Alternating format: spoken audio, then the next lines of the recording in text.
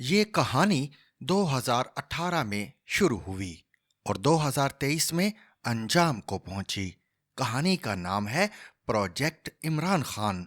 Project खत्म हो गया, लेकिन इमरान खान खत्म नहीं हुआ। प्रोजेक्ट इमरान खान 2011 में आईएसआई के सरबराह अहमद शुजा पाशा ने शुरू किया था। 2012 में उनकी रिटायरमेंट के बाद इस प्रोजेक्ट को ज़हीरुल इस्लाम ने आगे बढ़ाया और नवाज शरीफ को हुकूमत से निकालने के लिए इमरान खान को इस्तेमाल किया।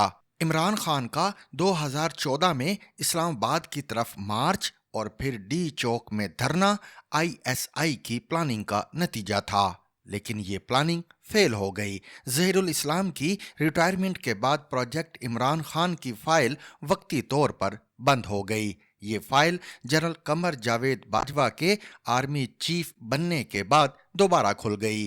बाजवा ने अपने ससुर major general retired Ejaz Amjad और कुछ पुराने दोस्तों की मदद से आर्मी चीफ बनने के लिए लॉबिंग की। नवाज शरीफ ने जनरल बाजवा को आर्मी चीफ बनाने का फैसला मेरिट पर नहीं बल्कि सिफारिश पर किया और बाजवा को आर्मी चीफ बनाने के बाद एक साल के अंदर अंदर वजारत उज़्मा से फारिग हो गए। 2018 के इंतखाबात से कबल जनरल बाजवा ने इमरान खान से मिलना जुलना शुरू किया तो वो उनसे ज़्यादा मुतासिर ना हुए। इमरान खान ने उनके रोकने के बावजूद बुशरा बीबी से शादी कर ली। ये हुक्म अदूली बाजवा को बहुत नागवार गुजरी और उन्होंने शहबाज शरीफ से मामला तय करने की कोशिश की। बाजवा चाहते थे कि शहबाज शरीफ अपने भाई नवाज शरीफ से सियासी अलहदगी इख्तियार कर लें, लेकिन शहबाज शरीफ ने वजारत उज़्मा की खातिर अपने भाई को धोखा देने से इनकार कर दिया।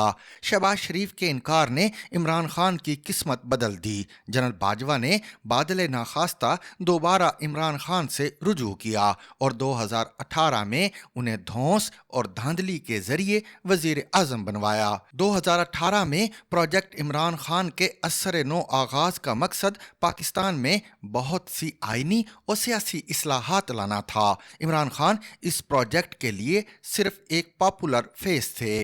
प्रोजेक्ट के मकासद में पाकिस्तान को पार्लिमानी निज़ाम से वापस सदारती निज़ाम की तरफ ले जाना भी शामिल था। दूसरी तरफ इमरान खान ने अपने सियासी मुखालफिन से इंतकाम लेने के लिए फ़ौज को इस्तेमाल करना शुरू कर दिया।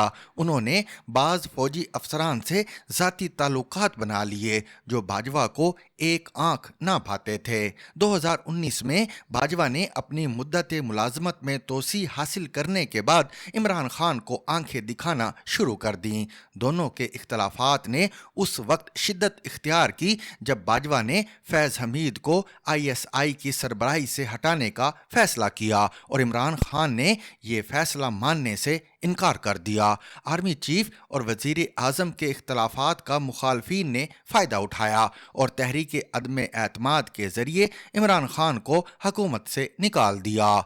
इमरान खान की हुकूमत का खात्मा अप्रैल 2022 में हुआ, लेकिन उन्हें यकीन था कि प्रोजेक्ट इमरान खान ख़त्म नहीं हुआ और बहुत जल्द वो वापस हुकूमत में आ जाएंगे। प्रोजेक्ट इमरान खान के खात्मे का यकीन इन्हें 9 मई 2023 को आया जब रेंजर्स ने इमरान खान को इस्लामाबाद हाई कोर्ट के इहाते से बड़े तज़हीक आमेज़ अंदाज में गिरफ्तार किया। ऐसा पहली दफ़ा नहीं हुआ था। माजी में भी कई सियासतदान अदालतों से गिरफ्तार किए गए, लेकिन इमरान खान की गिरफ्तारी पर उनकी पार्टी ने जो रद्द अमल दिखाया इसकी मिसाल पहले मौजूद नहीं है।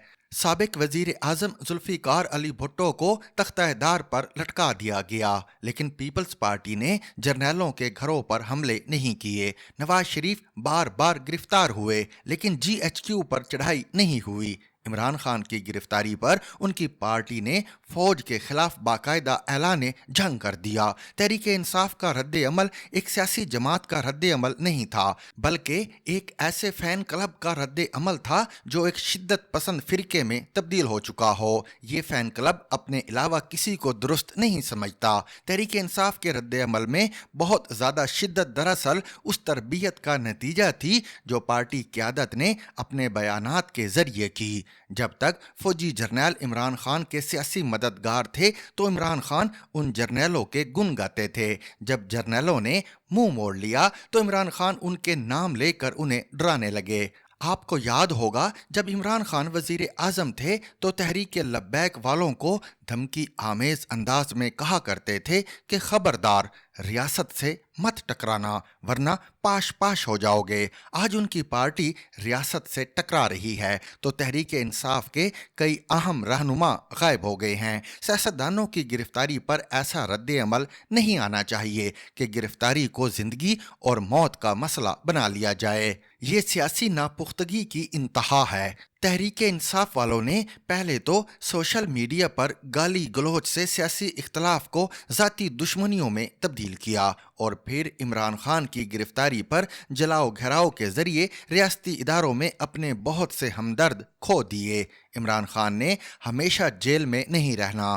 آصف زرداری، شہباز شریف، مولانا فضل الرحمان، اختر مینگل اور علی وزیر سمیت بہت سے سیاستدان جیلوں سے واپس آ سکتے ہیں تو عمران خان بھی واپس آئیں گے، لیکن جیل میں انہیں سوچنا چاہیے کہ ان کی گرفتاری پر تحریک انصاف نے جو غم و غصہ دکھایا اس کا عمران خان کو فائدہ ہوا یا نقصان. آج تحریک انصاف کے مخالفین کو یہ کہنے کا موقع مل گیا ہے کہ یہ کوئی سیاسی جماعت نہیں بلکہ ایک دہشت گرد تنظیم ہے جس پر پابندی لگا دینی چاہیے. میں سیاسی جماعتوں پر پابندیوں کے حق میں نہیں. سیاسی جماعتوں پر پابندیاں لگانے سے پہلے ان ریٹائرڈ جرنیلوں کے خلاف کارروائی کریں جنہوں نے پروجیکٹ عمران خان کے ذریعے پاکستان کے آئین و قانون کی دھجیاں اڑائیں. کاش عمران خان سیاست میں فوج کی مداخلت ختم کرنے کے لیے جد و جہد کرتے، لیکن افسوس کہ حکومت سے نکلنے کے بعد ان کی کوشش یہ تھی کہ فوج انہیں دوبارہ اقتدار میں لائے اور اس مقصد کے لیے انہوں نے کچھ جرنیلوں کے نام لے کر انہیں بلیک میل کرنے کی کوشش کی.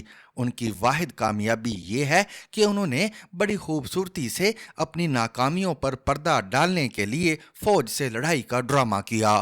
امید ہے کہ جیل سے واپس آ کر وہ تحریک انصاف کو فین کلب سے ایک باقاعدہ سیاسی جماعت بنانے پر توجہ دیں گے. سیاستدانوں کو فوج کی مدد سے اقتدار حاصل نہیں کرنا چاہیے اور فوج کو سیاست میں مداخلت نہیں کرنی چاہیے ورنہ وہی نقصان ہوتا ہے جو پروجیکٹ عمران خان نے پاکستان کو پہنچایا.